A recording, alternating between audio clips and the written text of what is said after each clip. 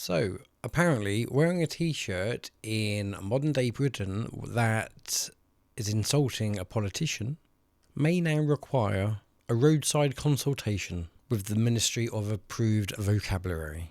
In this clip, police officers attempt to argue that a shirt calling Keir Starmer a rather unfriendly word unless you're Australian. But however, in this clip, the police tries to argue that that particular word is automatically a public order offence. Now, there's an important legal distinction here. Something being offensive is not the same as something being unlawful. And throughout this interaction, you'll notice a reoccurring problem. The officers repeatedly say that the shirt is offensive, but struggle to actually define the reasons as to why it makes that criminal. Let's go through it. I'm being reasonable with it, just take it. Well, that's up to him. Is man offensive? Yeah, no. Is man offensive then? Is man offensive? No. It's not a criminal offence. If anyone was walking around saying that, it would be a public order offence. He's not walking around saying I know, but you can easily read it. So it's not just words, it's anything that's displayed as well, technically. Does that include pro-Palestinian flags? You know, certain things. Does that include all the hair they have in their head? That is an offensive word if you're walking around saying or displaying. It's only offensive to Starmer. Walking around to anyone else. So to the police and I know you're coming on that t-shirt. I'm just asking you a question. Is that the same as walking around chanting Liberties to the sea? Okay, so let's just go back a bit.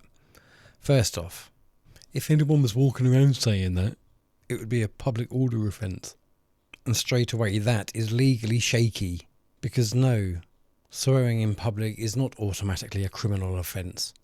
If it was, every football stadium from here to John O'Groats would be a crime scene. And then when we get to the bit where he says, does that include pro-Palestine claims? And that is actually a fair legal point. Police have to apply public order laws consistently. You can't simply just ban political speech because somebody somewhere might not like it. And then when the officer says, that's an offensive word, well, this becomes the key theme throughout the entire encounter. The officer keeps saying, it's offensive, but the law doesn't criminalise things for being merely offensive. Otherwise, most of the internet and most of the parliament would already be in custody. I'm not coming out. I'm coming on this t-shirt. You'll do it anyway. What comment will you? So because it says Starmer is a cunt. It's that word. What cunt? that was 3 years ago. You have to take it off, right? That was given 500 million. What about Last August, Underside Police Would it still be the same if it smelt different? even though the investigation was funded and ordered. Yeah. It's 12:30 in the afternoon, isn't it? It's done it on it, so. They haven't started the investigation yet. See, if it was still different like that, that's probably going to ban Underside Police are in disgrace. But yeah, but that word clearly on display, as I say. Yeah, but so is that. You know what? Disgrace to this country. What a disgrace. Wow. In this country. As you said, you're fully entitled to do. You wear a t-shirt. Does that under the Act for UCHR, freedom of expression? Not when it's committing a public order. Who decides it commits a public order offence, though? Is that the same as walking around and shouting it? Well, that distinction matters. A t-shirt is a passive expression. It's not the same as aggressively shouting out abuse to members of the public. Context matters enormously when it comes to public order law. Yeah, we're going to have to take it off though. Notice what's missing here. No clear explanation of the legal power being used. No identified victim. No obvious disorder. No explanation of necessity or proportionality. Just, we don't like the word. Put your number where then. A public order offence, it has to be somebody else. You can't be down to your opinion. You've got to be a member of the public. And a member of the public hasn't been known to you. You've just seen it. Nobody's gone up to your colleague. You always say people have gone up to your colleague. None. Nobody around me has come to offer it.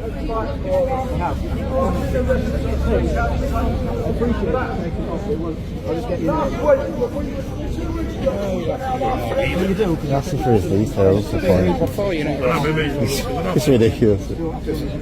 For wearing a thoughtful t-shirt, that's what it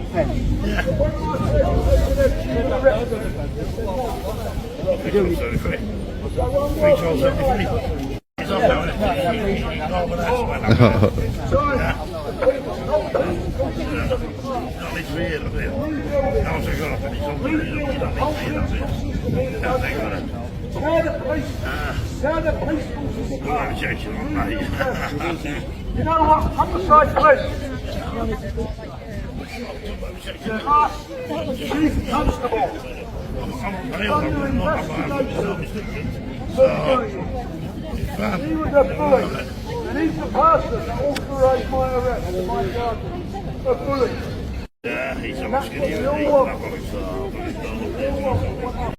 If it was spelled differently, that might have worked.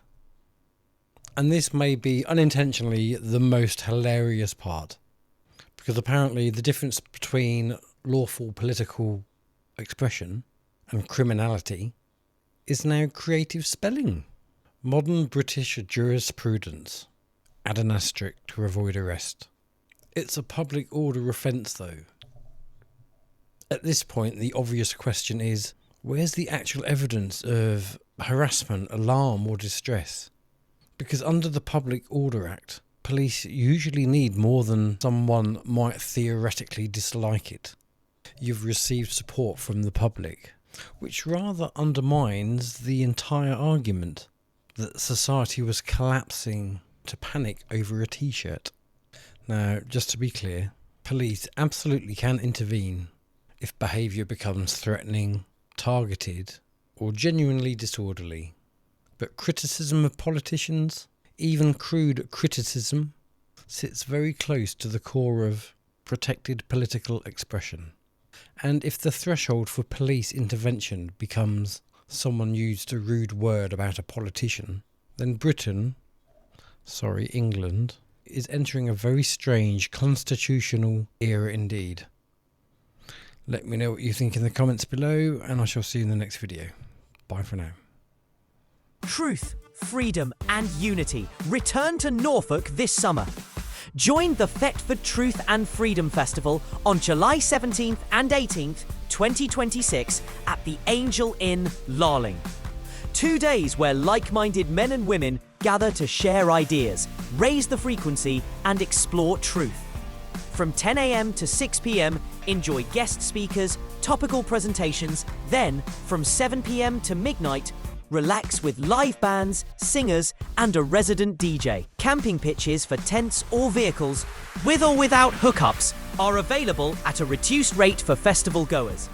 Book directly with the Angel Inn reception on 01953 717 963 with street food, festival stalls and real ales, all for just £20 a ticket. This is more than a festival. It's a gathering inspired by the spirit of Thomas Paine. July 17th and 18th, the Angel Inn, Larling.